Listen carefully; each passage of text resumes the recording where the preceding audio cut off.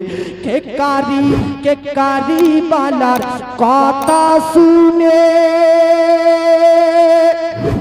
Book fate जाए रे की दोषे हुसैन शहीद होलो करबलाय रे की दोषे हुसैन शहीद होलो करबलाय रे के कारी बालार कथा सुने बुक फेट जाए रे की दोषे हुसैन शहीद होलो करबलाय रे की दोषे हुसैन शहीद होलो करबलाय रे। दशई मुहर्रम दिने आमार हुसैनेर कुरबानी दशई मुहर्रम दिने जुमार वक्ते आमार हुसैनी होले देखो ओगो कुरबानी दशई मुहर्रम दिने आमार हुसैनेर कुरबानी आरे जमीन आसमान कांदे देखो झरिয়েছে চোখের পানি জোরে বলেন दशई मुहर्रम दिने हुसैनेर कुरबानी आरे जिन इंसान हुर गेले मान झरिয়েছে চোখের पानी रक्तेर बिनिमये हुसैन इस्लाम के जिंदा करिल रे की दोषे हुसैन शहीद होलो करबलाय रे की दोषे हुसैन शहीद होलो करबलाय रे।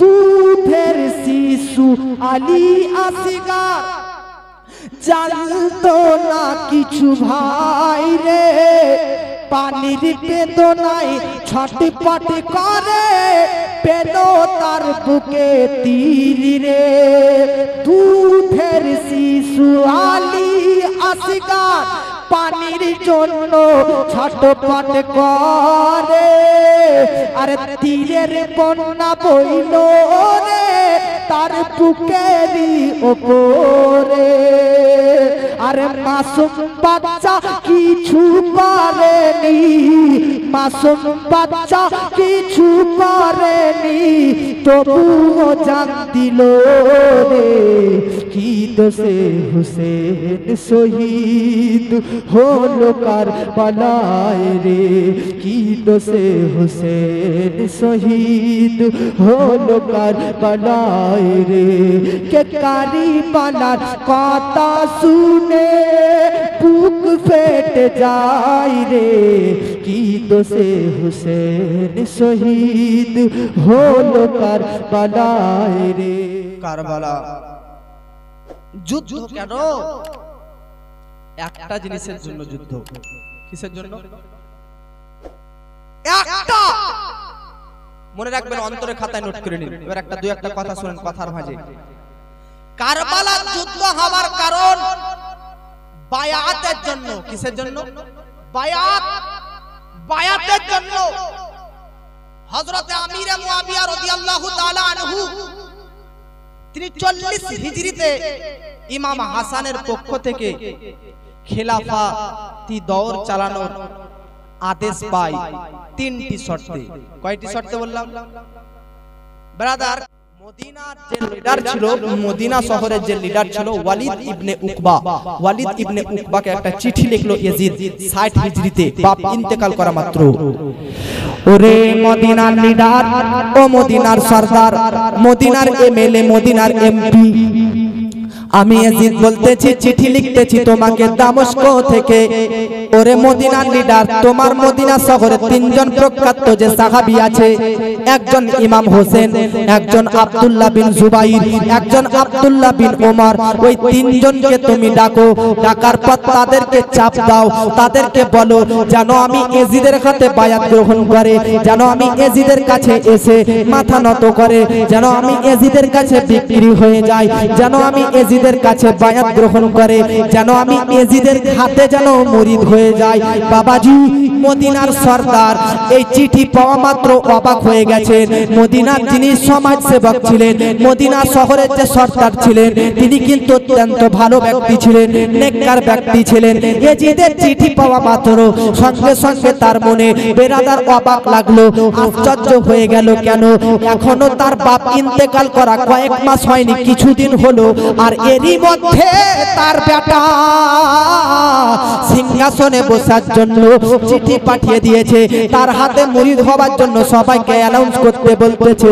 বেরাদার ওয়ালিদ ইবনে উকবা মদিনার এই সরদার, তার একটা বন্ধু মারওয়ান ইবনে হিকাম, মারওয়ান ইবনে হিকামকে ডাকলেন পরামর্শ করার জন্য, আলোচনা করার জন্য যে কি করা যায়। ইয়াজিদ দামেস্ক থেকে চিঠি পাঠিয়েছে, ইমাম হোসেন তার হাতে যেন বায়াত গ্রহণ করে, ইমাম হোসেন যেন তার হাতে মুরিদ হয়ে যায়। আব্দুল্লাহ বিন জুবাইর, আব্দুল্লাহ বিন উমর, এরা যেন সবাই সাহাবী রাসূলুল্লাহ, এরা যেন নবীর আহলে বায়াতের সকল সদস্যরা যেন ইয়াজিদের হাতে মুরিদ হয়ে যায়। কি করা যায়? মদিনার সরদার এটা ভাবার জন্য তার একজন বন্ধু মারওয়ান ইবনে হিকামকে ডাকলো। মারওয়ান ইবনে হিকাম আসার পর মদিনার সরদারকে বলতেছে, মনে রাখবেন, ধ্যান দিয়ে এবার একটু বক্তব্য শুনুন, আর কিছুক্ষণ পর শেষ করতেছি। মুআজ্জাজ মনে রাখবেন বেরাদার, মদিনার যে সরদার সে কিন্তু ভালো ব্যক্তি, কিন্তু মদিনার সরদারের যে বন্ধুটা সে কিন্তু খারাপ ব্যক্তি। এই যে মারওয়ান বিন হাকাম যাকে ডাকলো তা আলোচনা করার জন্য মদিনার সরদারটা যে কি করা যায়, ইয়াজিদ তো চিঠি পাঠিয়েছে, এই যে ডাকলো সে কিন্তু খারাপ। আমার নবী কালকে বলেছিলাম আকিকা দেওয়ার একটা নিয়ম, যে বাচ্চা জন্ম হওয়ার পর গ্রামের কোন হাজী নেক ব্যক্তির দ্বারাতে খেজুর চিবিয়ে নেবেন, এই বাচ্চা তালুতে লাগিয়ে দিবেন, বলেছিলাম কিনা? একেবারে গুঠি দেওয়া। কোন সন্তান জন্ম নিলে এটা সন্তান ভালো হবে তার একটা চিহ্ন, তার একটা নমুনা হচ্ছে এটাই যে আপনার গ্রামের কোন নেক ব্যক্তিকে কোন খেজুর চিবা করাবেন, কোন খাবার জাতীয় মিষ্টি জাতীয় জিনিস চিবা করাবেন, মিষ্টি হলো বা কি হলো, কোন মিষ্টি জাতীয় জিনিস চিবা করার পর সেই নেক ব্যক্তির চিবানো জিনিসটা আনার পর জন্ম যে বাচ্চা নিয়েছে তার তালুতে লাগাবেন, বাচ্চা নেক হবে। মদিনার সরদার ওই মারওয়ান ইবনে হিকাম, মদিনার সরদারটা কিন্তু ভালো, ওয়ালিদ ইবনে উকবা, কিন্তু মারওয়ান ইবনে হিকাম কিন্তু খারাপ। এই যেদিন জন্মগ্রহণ করে নবীকে বলল যে নবী, মারওয়ান ইবনে হিকাম, হিকামের বেটা মারওয়ান জন্ম নিয়েছে, আপনি কিছু মিষ্টি জাতীয় জিনিস চিবিয়ে দিন, তার তালুতে লাগাবো। আমার নবী বলেছে, ছি ওকে দিব, আরে ও তো হচ্ছে ইরে গিরগিটির বেটা গিরগিটি, টিকটিকির বেটা টিকটিকি। মারওয়ান ইবনে হিকামকে নবী টিকটিকির বেটা টিকটিকি বলেছে, যাকে নবী আজকে কয়েক বছর আগে টিকটিকির বেটা টিকটিকি বলেছে, সে তো খারাপ ব্যক্তি। কাউকে মানুষ যদি খারাপ বলে, শুয়োর বলে, তো সে খারাপ বলে তো শুয়োর বলতেছে। খারাপ পশুর নামে যদি কাউকে কেউ খারাপ হয়, তাহলে খারাপ মানুষের সঙ্গে তুলনা করে কি করে না? বাবাজি ওয়ালিদ ইবনে মুগিরা মদিনার সরদার, কারবালার জীবনে স্টার্ট বেরাদার, শুনেন বেরাদার নে মিল্লাতুল ইসলামিয়া।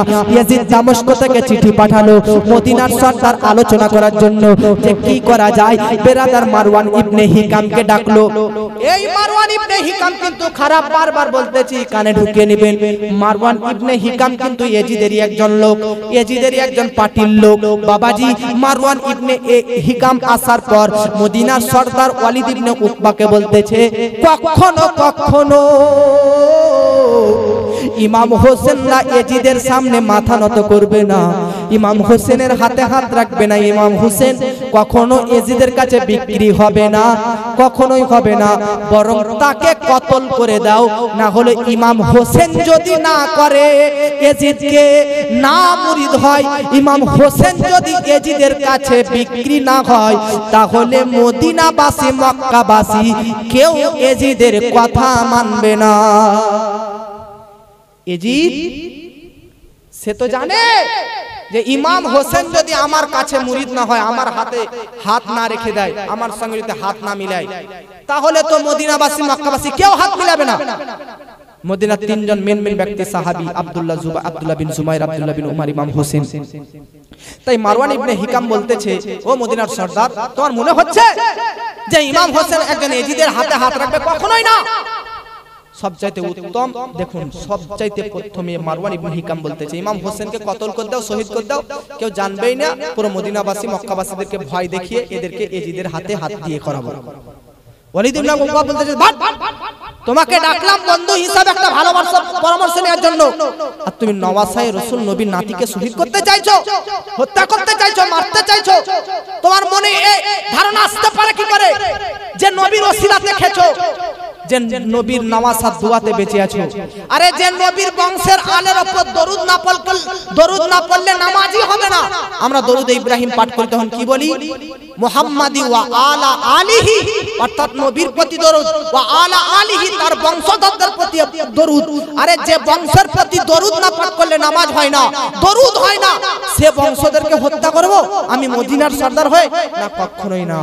তো একটু দাঁড়াও মারওয়ান ইবনে হিকাম, দাঁড়াও, আমি খবর পাঠাচ্ছি, ইমাম হোসেনদেরকে ডাকতে বলতেছি। ইমাম হোসেন আর আব্দুল্লাহ বিন জুবাইর এরা কিন্তু মসজিদে নববীতেই ছিলেন। মসজিদে নববীতে ওরা সবাই আলোচনা করতেছিলেন। এ করে মদিনার সর্দার একটা মানুষকে পাঠালেন, একজন ব্যক্তিকে পাঠালেন, যাও ইমাম হোসেনকে বলোগা যে মদিনার সর্দার ডাকছে। কথা বুঝতে পারছেন? কেন ডাকছে? একমাত্র আসবে তবে তো বলবে। এই ব্যাপার, এই যে চিঠি পাঠিয়েছে, বায়াত হতে বলছে, আপনাকে আপনি কি বলতে চাইছেন বলেন। এইগুলো কারণে লাগি ইমাম হোসেনকে ডাকতে পাঠালো কে? মদিনার সর্দার। আচ্ছা বলেন তো, আপনার মধ্যে কি কি আলোচনা হলো? আমার যদি প্রয়োজন হয় আপনি আমাকে ডাকতে পাঠান, আমি কি জানবো যে আপনারা কিসের জন্য আমাকে ডাকলেন? জানবো আপনারা কিসের জন্য আমার প্রয়োজন হয়েছে, কিসের জন্য ডাকছেন, আমি তো জানবো না।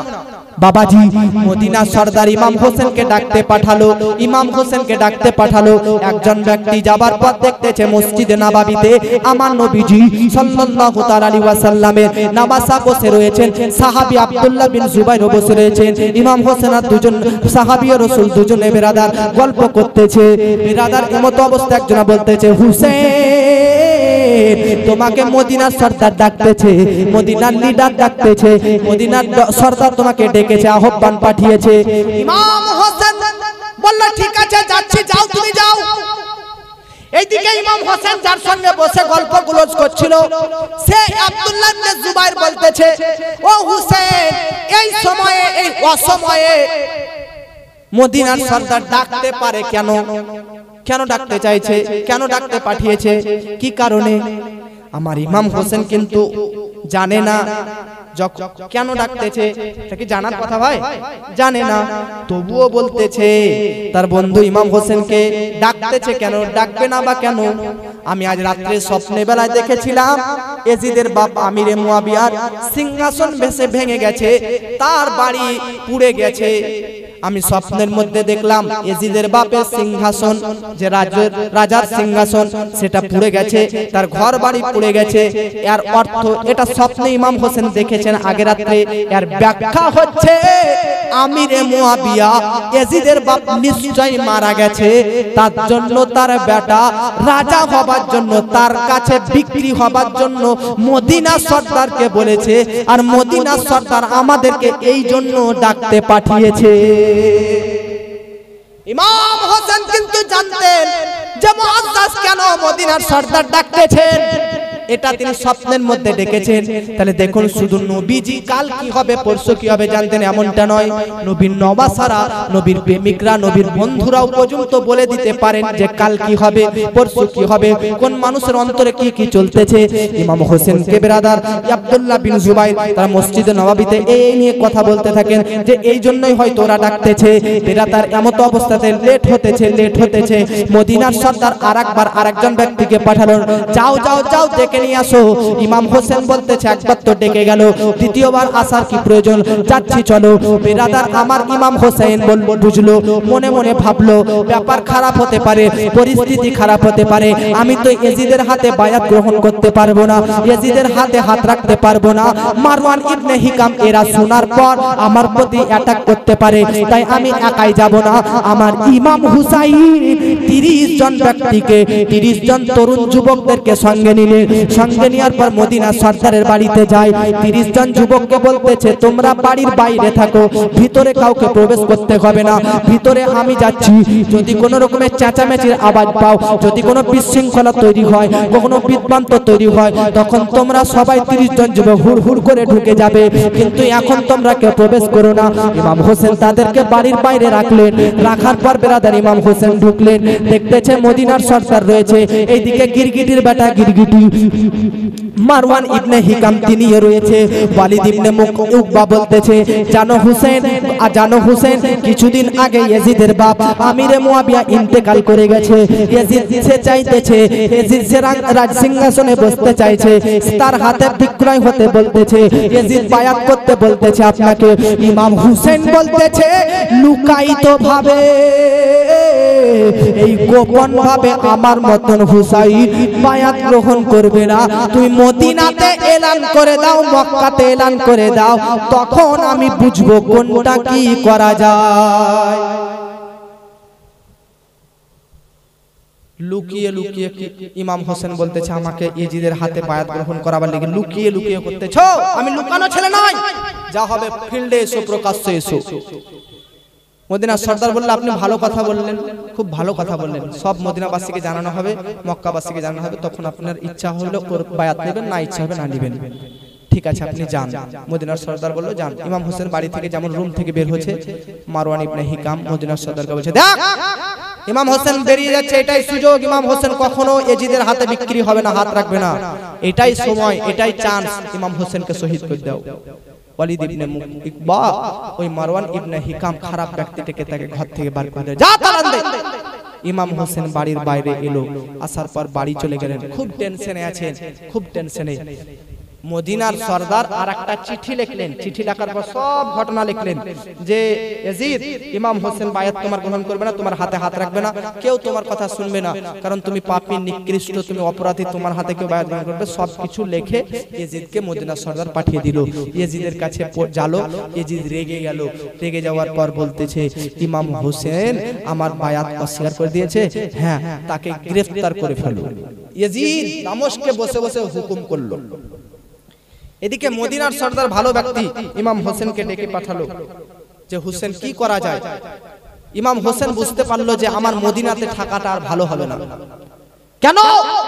কারণ মদিনাতে গ্রেফতার করার জন্য ইয়াজিদ পাঠাতে পারে, ইয়াজিদের আমি বায়াত গ্রহণ করিনি না, ইয়াজিদের হাতে হাত রাখিনি, ইয়াজিদ বিভিন্ন রকম ভাবে বিভিন্ন দিক দিয়ে আমার প্রতি অ্যাটাক করতে পারে, আমার এই মদিনাতে থাকা হবে না, আমি মদিনা ছেড়ে চলে যাব। জোরে বলেন সুবহানাল্লাহ। বলুন বেরাদার, কোন মানুষ এমন নাই বলেন তো যার মদিনা শহর পছন্দ নয়? মদিনা শহর আপনাদের পছন্দ কিনা? অনেক রাসূল প্রেমিক, আল্লাহর নবী প্রেমিক যারা হবে তারা মদিনা শরীফে গিয়ে আর আসতে চাইবে না।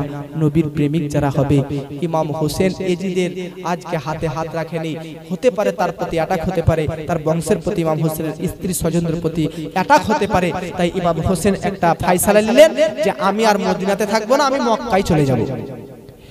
বাবাজি ইমাম হুসাইন রাদিয়াল্লাহু তাআলা আনহু মদিনা শরীফের মধ্যে তাদের ফ্যামিলি স্ত্রীদেরকে, ইমাম হোসেনের স্ত্রী শাহর বানু তাদেরকে ডাকলেন, সন্তানদেরকে ডাকলেন, ইমাম হোসেনের বড় ভাই হাসানের স্ত্রী সবকে ডাকার পরে একটা মিটিং করলেন।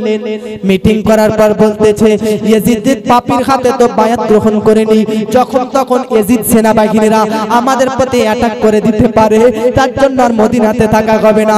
ও বাবাজি, আমার নবীজি সাল্লাল্লাহু আলাইহি ওয়াসাল্লামের যে শহরের মধ্যে দেহ মোবারক রয়েছে, যে শহরে নবী শুয়ে রয়েছেন, ওই শহরটা নবীর অত্যন্ত পছন্দনীয়।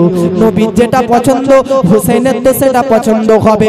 হুসাইন চোখ দিয়ে অশ্রু ঝরায়, হুসাইন চোখ দিয়ে পানি ঝরাতে থাকে, আর পানি ঝরাতে ঝরাতে শেষবারের মতন তার মায়ের কবরের পাশে যায়, জান্নাতুল বাকিতে যায়, বাপের কবরের পাশে যায়, জান্নাতুল বাকিতে যায়। মা গো মা গো তোমার বেটার শহীদের টাইম চলে এসেছে, তোমার বেটার শরীর থেকে রক্ত প্রবাহ করার সময় চলে এসেছে। মা গো জালিমদের হাত থেকে বাঁচার জন্য, জালিমদের অ্যাটাক থেকে বাঁচার জন্য মা গো এই মদিনা শহর থেকে যেতে হচ্ছে। মা গো তুমি আমার জন্য দোয়া করিও। মার রওজার পাশে, মার কবরের পাশে ইমাম হোসেন আখেরি সালাম দিয়ে বেরাদার ফেরত আসে। ইমাম হোসেন মনে মনে চিন্তা করলো সকাল বেলাতে মক্কার জন্য বেরিয়ে যাব, মক্কা শহর যাওয়ার জন্য ফ্যামিলি নিয়ে বেরিয়ে যাব, রাতে যাওয়াটা ঠিক হবে না, রাতটুকু যাই নবীর রওজার পাশে,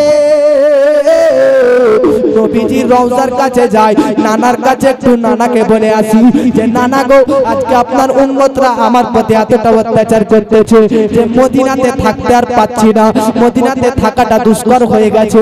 তাই ইমাম হোসেন নবীজির কাছে আসার পর, নবীর মাজারের পাশে আসার পর কান্না ঝরে, আজকে অজর নয়নে কান্না করতে করতে বলতেছে ও গো দয়ারে নানা জান, ও গো সারওয়ারে মদিনা, ও গো দয়ারে নানা জান, ও গো সারওয়ারে মদিনা, তোমার হুসাইন বাঁচাতে দিন আজ হলেন কারবালাই রওয়ানা, ও গো দয়ারে নানা জান, ও গো সারওয়ারে মদিনা।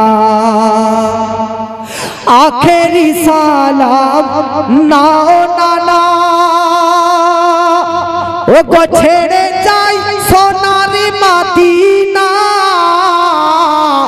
আখেরি সালাম নাও নানা, ও গো ছেড়ে যাই সোনারি মদিনা,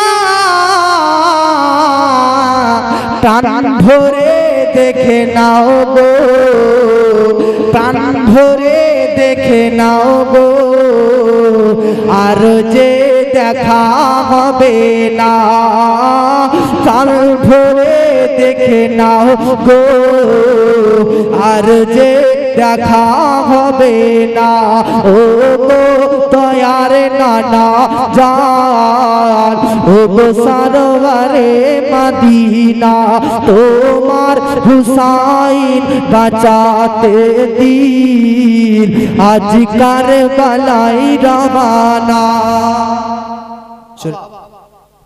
মদিনা ছেড়ে এজিদ যেন কোন রকম অত্যাচার না করে, এই জন্য ইমাম হোসেন ভাই এটা একটু শুনুন, কারণ এখানে কাল থেকে শুনতে হবে। এখান থেকে ইমাম হোসেন কিন্তু তার পরিবার ফ্যামিলিদেরকে এজিদের কাছ থেকে, এজিদের অত্যাচার থেকে বাঁচার জন্য মদিনা থেকে মক্কা বেরিয়ে গেলেন সকালবেলাতে। কি বললাম জোরে বলেন? যেই দিন মদিনা ছেড়ে মক্কা যাচ্ছেন ওই তারিখটা কত তারিখ ছিল শুনেন? শাবান মাসের 4 তারিখ। কত তারিখ ছিল? যেদিন মদিনা থেকে এজিদের অত্যাচার, এজিদের হাত থেকে বাঁচার জন্য ইমাম হোসেন মদিনা ছেড়ে মক্কা যাবেন, সেদিন তারিখ কত? শাবান মাসের 4 তারিখ 60 হিজরিতে। আমি বলেছিলাম যে তিনার জন্ম হয়েছিল 5 শাবান, তাই না? কিন্তু দেখুন তিনি মদিনা থেকে বেরিয়ে যাচ্ছেন, তিনার বাসভবন থেকে, বাসস্থান থেকে ইমাম হোসেন তার পরিবার, ফ্যামিলি, স্ত্রী, ছেলে সবকে নিয়ে বেরিয়ে গেলেন মক্কার জন্য। শাবান মাসের 4 তারিখ তিনি মক্কায় গেলেন। মক্কার মানুষ খুব জাকজমটের সহিত মুআজ্জাজ সামানিকরাম আগমন করালেন ইমাম হোসেনকে। ইমাম হোসেনের পরিবার থেকে খুব সুখের সহিত তিনাদেরকে ডাকলেন, ওয়েলকাম, স্বাগতম, শুভেচ্ছা জানালেন। এই যাওয়ার সময় ইমাম হোসেনের সঙ্গে একজন সাহাবী দেখা হয়েছিল, তার নাম আব্দুল্লাহ ইবনে মতি। এই আব্দুল্লাহ ইবনে মতি তিনি মক্কা থেকে আসছিলেন, আর ইমাম হোসেন মদিনা ছেড়ে মক্কা যাচ্ছিলেন। আসার পথে মক্কা থেকে যে আসছিল সে বলতেছে, হুসেন কোথায় যাচ্ছেন? বলতেছেন এই দেশে আর থাকা যায় না, কারণ এই দেশে ইয়াজিদের অত্যাচার চলতেছে, ইসলামের খাতিরে আমরা আমার বংশ সবকে নিয়ে চলে যাচ্ছি। আমার আব্দুল্লাহ ইবনে মতি বলতেছেন ঠিক আছে ইমাম হোসেন আপনি যান, কোনো ব্যাপার নাই, মক্কাতে থাকেন, কিন্তু কুফা শহর যেন না, কুফার জন্য ভাবিয়েন না, কুফা যান না, কুফার মানুষ ধোঁকাবাজি। আগেই সতর্ক করে দিলেন যে কুফা যেন না, আপনি মক্কাতে যান। শাবান মাসে মক্কা শরীফ ইমাম হোসেন তার ফ্যামিলিকে নিয়ে চলেছিলেন। শাবান মাসটা পুরো মক্কা শরীফে কাটালেন, তারপর রমজান মাসটা পুরো মক্কা শরীফে কাটালেন, তারপর শাওয়াল মাসটা পুরো মক্কা শরীফে কাটালেন, জিলকদটা পুরো মক্কা শরীফে কাটালেন। এই জিলহজ মাসে কুফা, যে কুফা শহরের ধোঁকাবাজ ওরা ইমাম হযরত আলীকে ধোঁকা দিয়েছিল, ইমাম হাসানকে ধোঁকা দিয়েছিল, আগে সতর্ক ইমাম হোসেন করে দিয়েছিল যে আপনি কুফা যেন না। তো কুফাবাসী চিঠি লিখতেছে মক্কাতে ইমাম হোসেনকে 3 মাস পর, মদিনা থেকে মক্কা যাওয়ার পর ইমাম হোসেনের, যে হুসেন আমিরে মুয়াবিয়া ইন্তেকাল করেছে, তার বেটা ইয়াজিদ সিংহাসনে বসেছে, আমরা তো ইয়াজিদের হাতে বায়াত গ্রহণ করব না, যেহেতু আপনিও করবেন না, অতএব হোসেন আপনি আমাদের কুফা শহরে চলে এসেছেন, আমরা সবাই আপনার জন্য লালায়িত, আপনার হাতে হাত রেখে আমরা সবাই বায়াত গ্রহণ করব।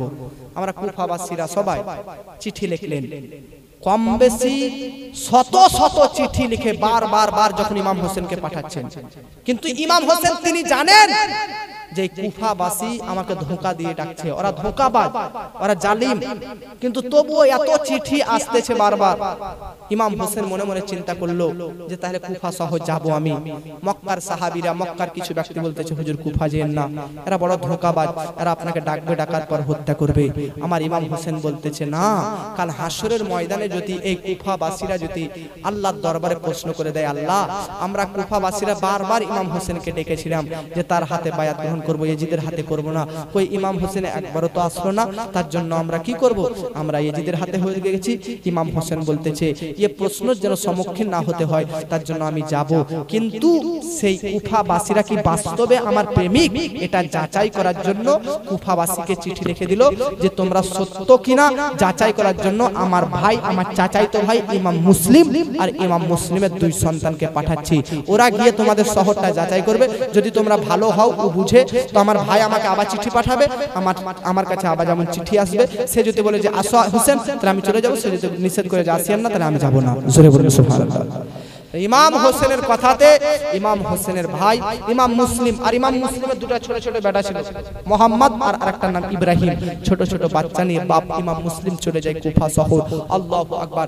এখান থেকে ইমাম মুসলিম আর ইমাম মুসলিমের বেটা নিয়ে জীবনী যদি বলা হয় তো দুরাত করা হবে। ইমাম মুসলিমকে কিভাবে আল্লাহু আকবার কুফাবাসীরা যে শহীদ করেছিল, ওনারা যাচাই করতে গিয়েছিলেন, ওনার সন্তানদেরকে পর্যন্ত কেটে নদীতে ভাসিয়ে দিয়েছিল। ইয়ে হচ্ছে কুফাবাসী। আগামী কাল থেকে বলবো যে কুফাবাসীরা কি এমন ধোঁকাবাজি করলো, তারপর কারবালা ইমাম হোসেন কিভাবে গেল, কারবালাতে কিভাবে শহীদ হলো, ইয়ে কালকে রাত্রে হবে। আর পরশু রাত্রে ইনশাআল্লাহ, আজকে পরশু রাত্রে ইনশাআল্লাহ কারবালার পর ইমাম হোসেনের মাথা কোথায় শহীদ হয়েছিল, কি হয়েছিল, অমুক তমুক ইত্যাদি ঘটনা আগামী পরশু বলে শেষ নাকি ইনশাআল্লাহ। তবে আপনারা একটু তাড়াতাড়ি করে আসবেন, তখন ইনশাআল্লাহ বক্তব্য আরো তাড়াতাড়ি হবে, আরো একটু বেশি করে শুনতে হবে। আমি অনেক ঘটনা বাদ দিলাম, তবুও আমি আপনাকে একদম লাস্ট পজিশনে এনে দিয়েছি যে ইমাম মুসলিমকে পাঠালো। अब ইমাম মুসলিম তার 2টো বেটা নিয়ে যাবে কুফা, সব দেখবে কিভাবে তারা শহীদ হলো। এরপর ইমাম হোসেন তিনিও যাবেন, তিনি কিভাবে ওখান থেকে কারবালা গেলেন, নিয়ে কারবালাতে কিভাবে লড়াই হলেন, কালকে এতটুকু বলবো। আর মুআজ্জাজ সামাইনে কেরাম এই নিয়ে আলোচনা হবে। একবার দরুদ শরীফ পাঠ করুন, তারপরে বক্তব্য শেষ হবে। আল্লাহুম্মা সাল্লি আলা মাওলানা কে একদিন এক বুড়ি। গতকালকে বলবো বলেছিলাম না এই গল্পটা, আজকে বলবো বলেছিলাম না নাকি? হাত উঠে বলুন সুবহানাল্লাহ। আজকে আমি কারো কাছে টাকা চাইবো না যে 100 টাকা 50 টাকা দিয়ে যান, কাল থেকে চাইবো।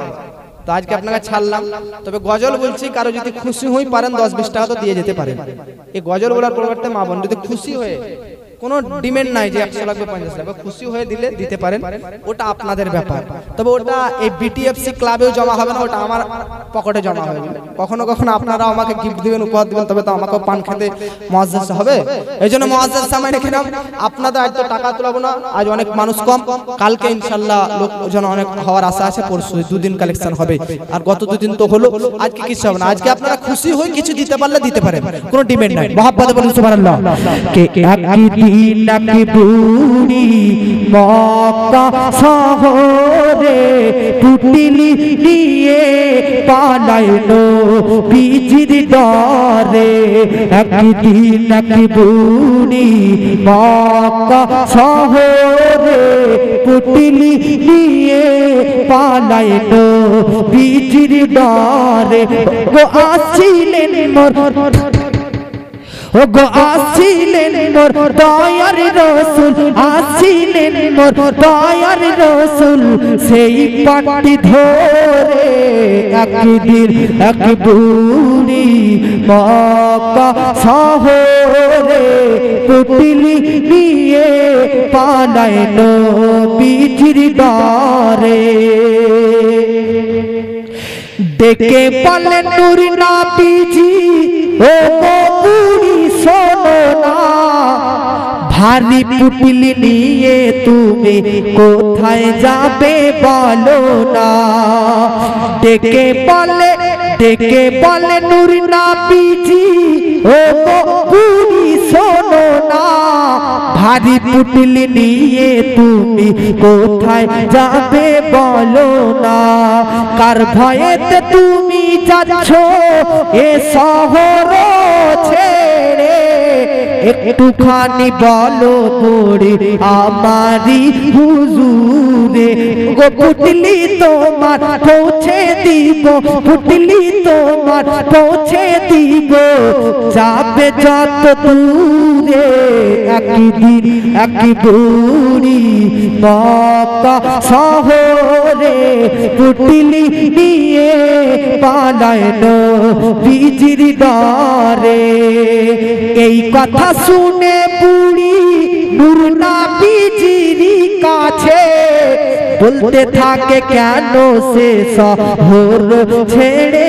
যাচ্ছে এই কথা শুনে বুড়ি নূর নবীজির কাছে বলতে থাকে কেন সে শহর ছেড়ে যাচ্ছে মুহাম্মদ নামেতে এক নবী এসেছে হে ঠাই যাকে সে পায় কলমা পড়ায় আর মুসলমান বানায় যাকে সে পায় কলমা পড়ায় আর মুসলমান বানায় ও তাই তো আমি যেতে চাই তাই তো আমি যেতে চাই এ শহর ছেড়ে একদিন এক বুড়ি মক্কা শহরে পুটলি নিয়ে পালায় নবীজির দ্বারে জোরে বলেন বুঝতে পারছেন বুড়িমা কি করলো বুড়িমা শহর ছেড়ে যাচ্ছে নবীর ভয়ে যে নবী যদি কালমা পড়ায় মুসলমান করে দেয় বুড়ি ভাবছে কিন্তু বুড়ি জানে না যে তাকে জিজ্ঞাসা করছে সেই নবী নাকি বুড়িকে বলতেছে কেন তো বুড়ি বলতেছে মোহাম্মদ নামে তো একজন এসেছে আমাকে কালমা পড়ান দিতে পারে মুসলমান বানা দিতে পারে এই ভয় আমি পালান যাচ্ছি তাতে যেন আমাকে সে ধরে খুঁজে না পায় আর আমার নবী তার সঙ্গে কথা বলছে এটা সে বুঝতে পারেনি দেখুন কি হয় আগে তখন আমার দয়ার রাসূল পুটলি নিয়ে মাথায় আরে দয়ার রাসূল তখন আমার পুটলি নিয়ে মাথায় আরে তখন দয়ার রাসূল তখন আমার দয়ার রাসূল পুটলি নিয়ে মাথায় চলেন বুড়ির সাথে সাথে যাবে বুড়ি যেথায় আমার দয়ার রাসূল পুটলি নিয়ে মাথায় করে চলেন হাঁটতে হাঁটতে বুড়ির সাথে বুড়ি যাবে যেথায় কিছু দূর গিয়ে বলে বুড়ি থামো বাবা হে থাই এসে গেছি অনেক দূরে আর যাব গো কোথায় এসে গেছি অনেক দূরে আর যাব কোথায় ও গো আসতে পারবে না মুহাম্মদ আসতে পারবে না মুহাম্মদ আর এত দূরে একদিন এক বুড়ি মক্কা শহরে পুটলি নিয়ে পালায় নবীজির দ্বারে পুটলি নামিয়ে বলে বুড়ি তুমি এত ভালো আরজ করি বাবা তোমার নামটা একটু বলো জোরে বলেন পুটলি নামিয়ে বলে বুড়ি তুমি এত ভালো, আরজ করি বাবা তোমার নামটা একটু বলো। এবার নবী বলতেছেন, বলেন নবী চার ভয়েতে তুমি এলা শহর ছেড়ে, আমি সেই মুহাম্মদ নবী এলাম পুটলি তোমার মাথায় করে।